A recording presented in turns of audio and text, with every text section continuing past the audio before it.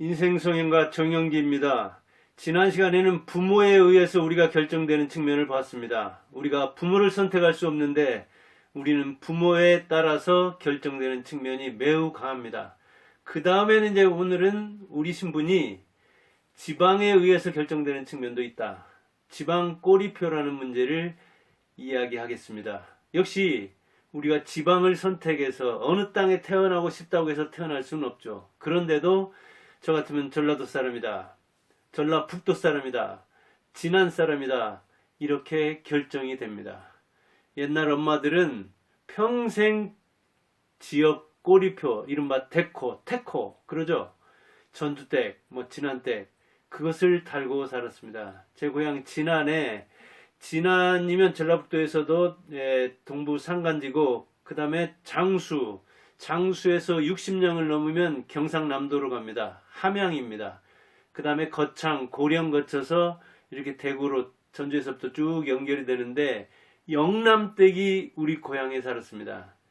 전라북도 진안에 영남 사람이 하나이다 보니까 영남댁 그랬는데 친구 어머니입니다.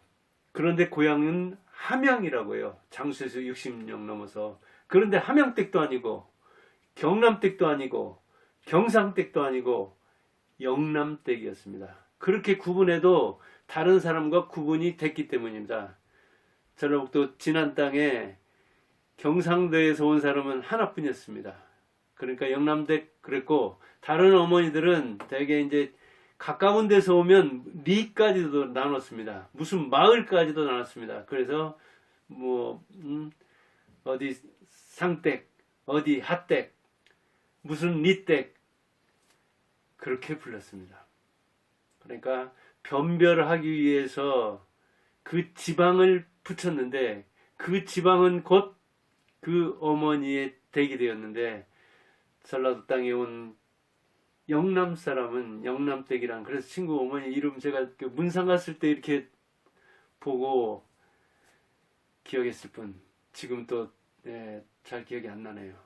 평생 영남댁으로 불렸는데, 이 호남에서 정치 같은 문제, 이런 문제, 그 이제 80세가 넘어서 돌아가셨기 때문에, 그전에는 박정희 시대만 해도 초기에는 영호남이 갈등이 심하지 않았다고 했는데, 아마 결혼했을 때도 그랬을 겁니다. 그러다 보니까 이렇게 이제 중매로 오고 그랬겠죠.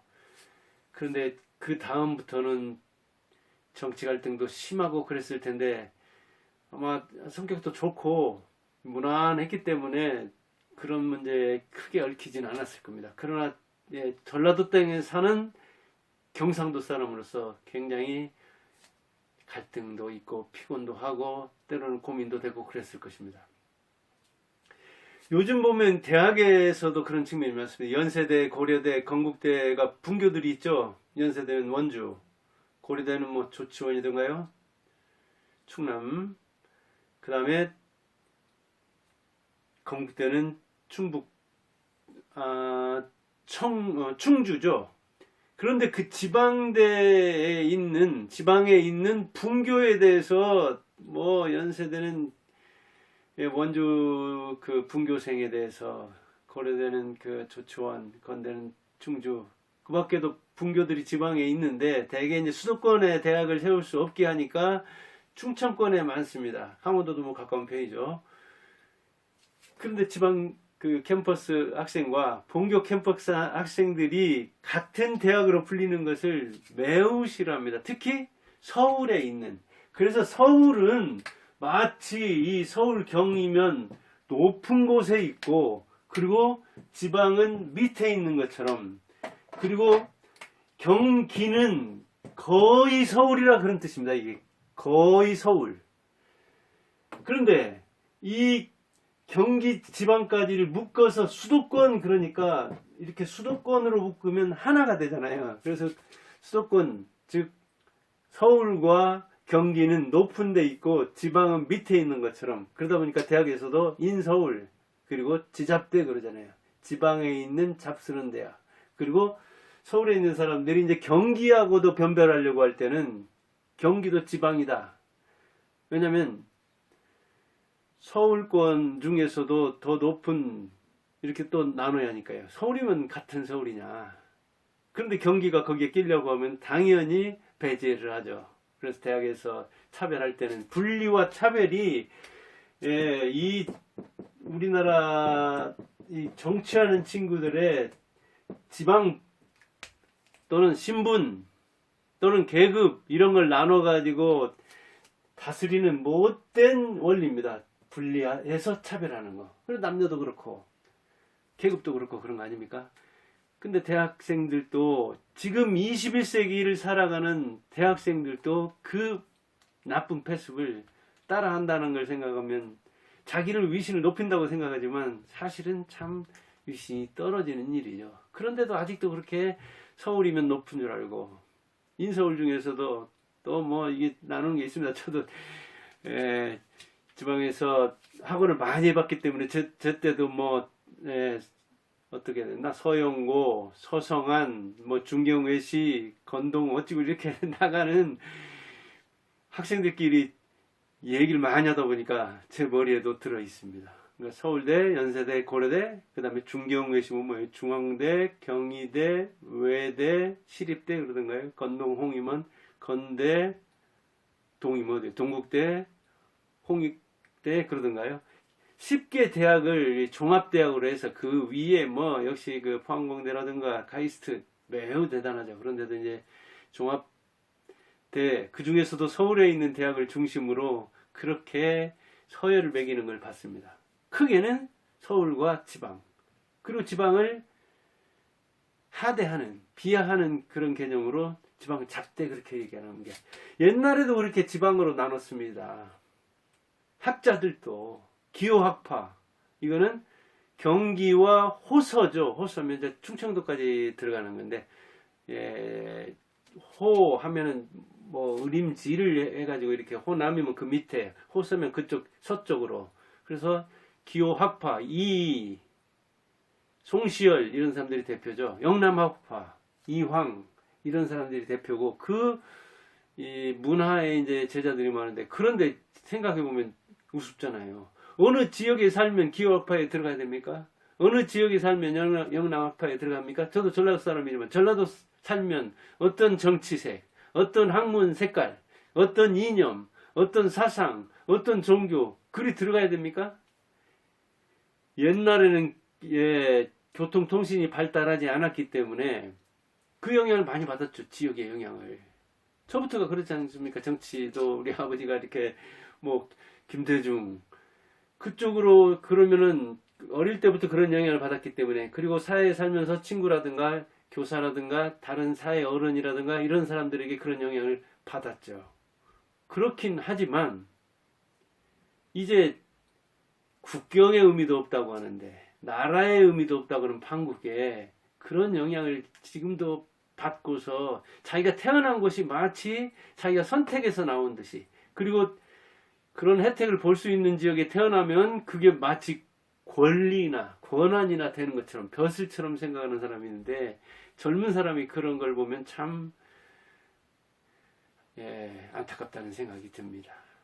이게 언제부터 지역차별이 됐느냐 영원한 갈등이 있었느냐에 대해서 말이 많죠. 삼국시대부터다. 신라, 백제, 고구려.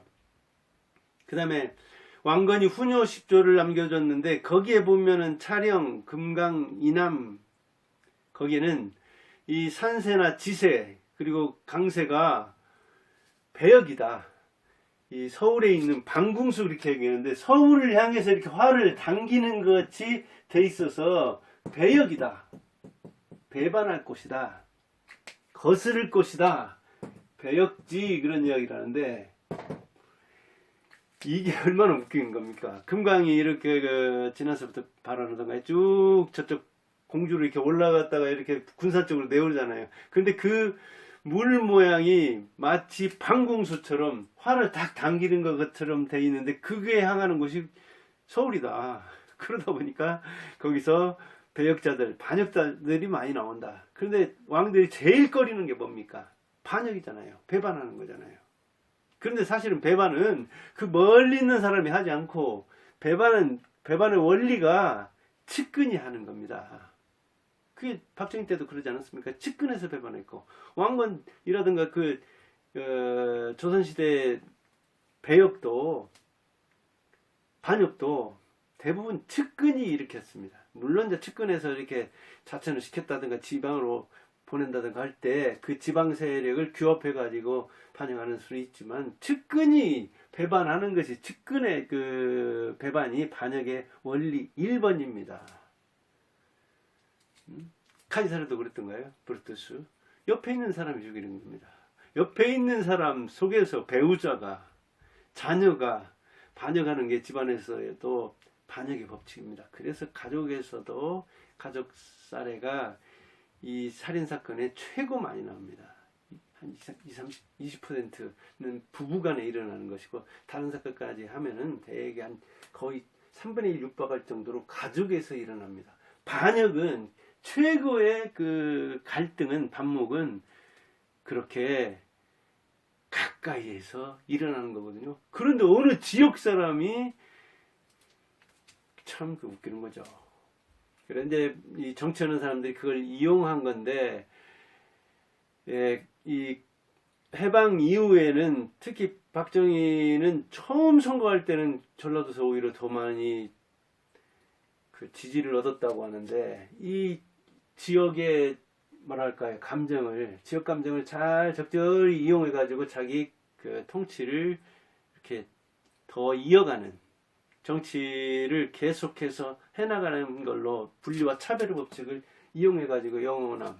그런데 인구가 뭐 영남이 지금은 훨씬 많잖아요. 이제 박정희 초반에는 안 그랬지만, 이제 원적지로 따지면 뭐 한 32%가 영남, 그 다음에 호남이 한 25%, 그 다음에 이제 충청도, 이런 순으로 간다고 하는데, 이게 1, 2등이다 보니까 갈등이 심했는데, 특히 박정희가 이제 정권하면서 그런 걸 이용했다, 그런 말도 있고, 박정희가 이용했냐, 사실은 김대중이 이용했다, 이렇게 이제 이야기하는 사람도 있고, 김영삼과 박정희, 김대중, 김종필, 누구라고 할 것 없이 전부 다 그 지역의 뭐랄까 패권자로서 그 지역 감정을 적절히 이용해서 자기 이득을 챙겼다. 그래서 영남당이니 호남당이니 충청당이니 그런 말이 나오지 않았느냐, 삼김이.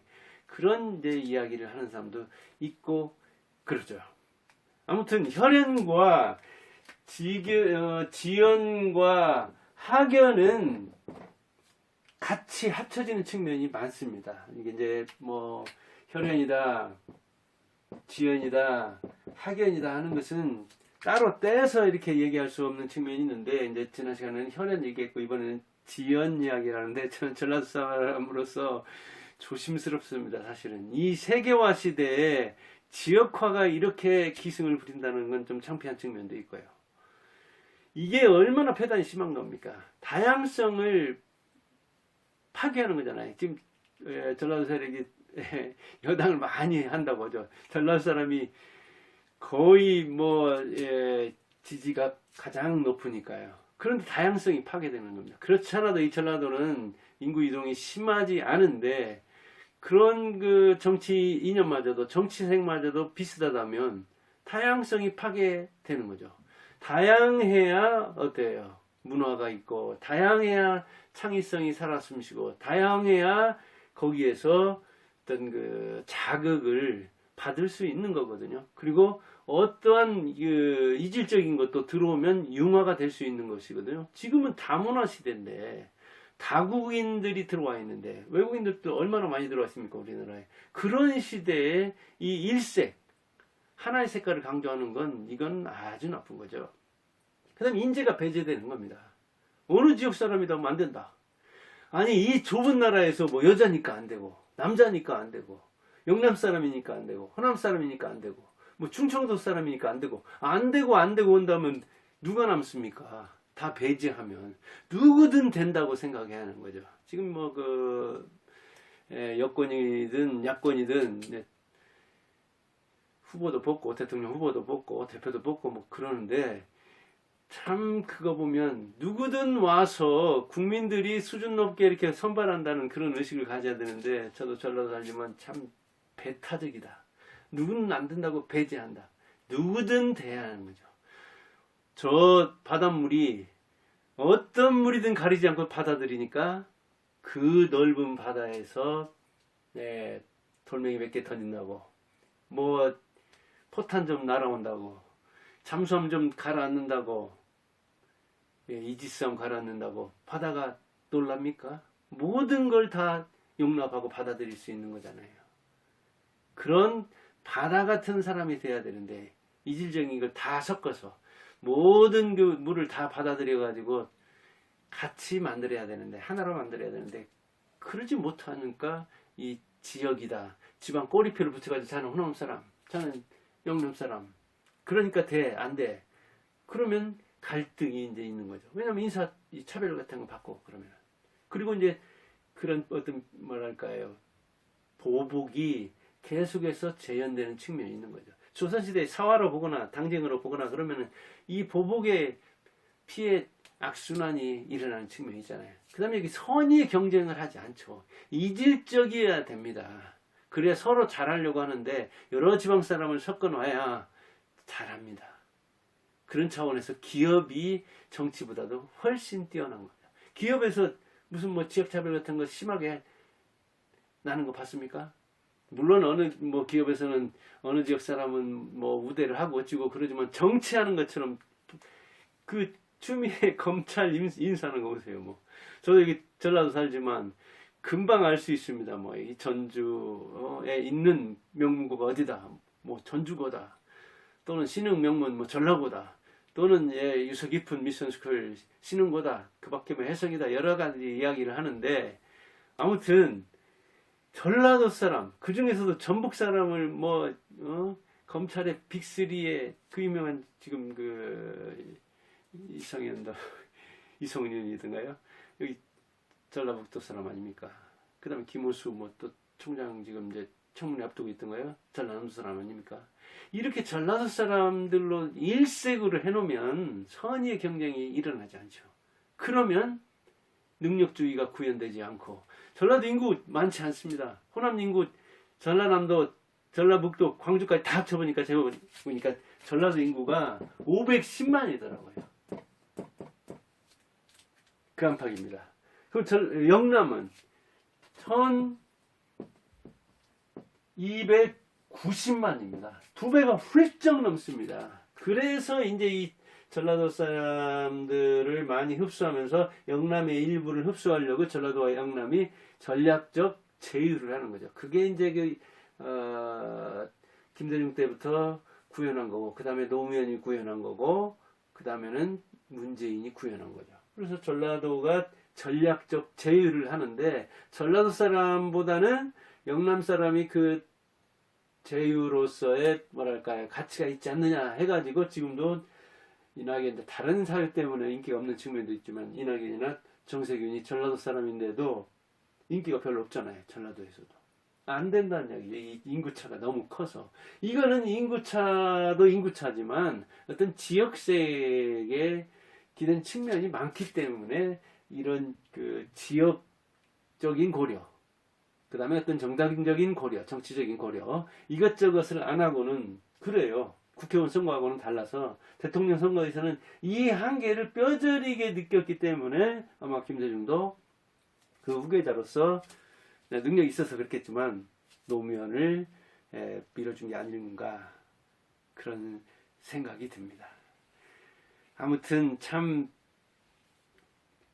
제가 전라도 살면서 이런저런 생각을 하고 이 지역에 대한 감정, 이것도 이야기하자면 한 적이 없습니다. 제 아버지부터 이렇게 받아온 그런 영향이라든지, 그리고 조심스러운 측면도 있습니다. 저는 이 좁은 나라에서 따질 게 그렇게 많은가, 남녀 따지고 지역 따지고 뭐 성 따지고 혈연 따지고 그 다음에 학교 따지고 종교 따지고 이념 따지고 이런저런 거 따져가지고 배제를 계속 해나가면 누가 남겠어요? 그렇잖아도 이 좁은 땅인데 다 바다처럼 포용을 해야 되죠. 다 제휴를 해야 되죠. 그런 차원에서 정치하는 사람들은 기업하는 사람한테 배워야 한다고 생각합니다. 그래서 이 지방 꼬리표, 저도 참 사실은 이 전라도, 그 중에서도 이 영남 중에서도 경남이 세고 전라도 중에서도 전남이 셉니다. 그런 인구 분포에서도 그런 측면이 있고, 이제 인재에서도 그런 측면이 있습니다. 영남에서도 경남은 정치인도 그렇지만 기업인도 뛰어난 사람이 많거든요. 그런저런 얘기는 뭐 그전에도 제가 영상에서 이야기한 바 있기 때문에 여기서는 이 얘기 안 하고, 이 21세기의 C족 사회처럼, 부족 사회처럼, 마치 고대 국가처럼 그렇게 생각하면 안 됩니다. 일부 또 경상도 사람 중에서는 아니 전라도가 조선시대 500년을 통치한 거 아니냐, 500년 넘게. 이씨조선이라고 그래서 하지 않느냐. 근데 이씨가 어디 씨냐, 전주씨 아니냐. 이렇게 이야기하는 사람도 있다고 하는데, 그거는 극히 일부는 맞지만 틀린 이야기입니다. 전주 이씨, 시조묘가 여기에 있고, 전주가 그런 혜택을 받은 측면도 있지만, 사실은 차령 이남 그 후녀십조의 영향을 조선시대에도 받은 측면이 있고, 그리고 이 전라도 그 중에서도 전주 근교에 있는 정여립이라는 사람이 반역을 하려고 한다는, 그게 이제 사건에 대한 평가가 많은데, 그런 것 때문에 오히려 더 차별을 받은, 그렇다고 해도 이제 여기 뭐 경기전이라든가 풍패지관이라든가 전주 그 실록 차관이라든가 이런저런 뭐 혜택을 받았을 수는 있고, 그런 이제 영향 때문에 전주 한옥마을이 마치 조선시대에 뭔가 그 묻어있는, 그 시원이, 원천이 묻어있는 그런 곳으로 생각하는 경향이 많은데, 경상도 사람이 그렇게 이야기하는 것은 그건 극히 일부가 맞고, 사실은 서울에 있는 전주 이씨가 여기서 이제 그 갈등에서 떠나게 됐죠. 그래서 강원도로 가가지고 저쪽으로 간 거잖아요. 도망가면 그쪽으로. 그러면 거기에서 이렇게 다시 와가지고 했을 때는 이제 그 C족, 전주 이씨의 C족은 그랬을까 몰라도 전주에 사는 전주 이씨들 중에는 그때 오히려 그 이성계 사대주던가요? 그 할아버지를 따라간 사람들이 많기 때문에, 그렇다 하더라도 뭐 적극적 차별은 안 받고, 이 북한에 지금 김일성도 전주 김씨라고 하고, 또 전주 이씨가 조선시를 이렇게 했기 때문에 전주 김씨, 전주 이씨, 그 시조묘, 여기 뭐 전주 김씨라는 시조묘는 안 가봤는데, 전주 이씨 시조묘는 여기 있는데, 그런 걸 가지고 조선의 500년 통치를 전라도에 했다는 좀 말이 안 되죠. 전주 이씨가 통치했다, 그건 말이 되지만, 그러니까 전주가 통치한 거 아니냐, 그것은 말이 안 되죠. 그리고 전주가 그때 혜택을 받다 하기보다도 아까 말했듯이 전주 이씨, 그 중에서도 서울이나 경기도에 사는 사람들이 그 중에서도 왕족 뭐 혜택을 보았을 수도 있고, 그 때문에 피해를 입은 사람들도 사실은 많은 거 아닌가, 그렇게 생각합니다. 감사합니다.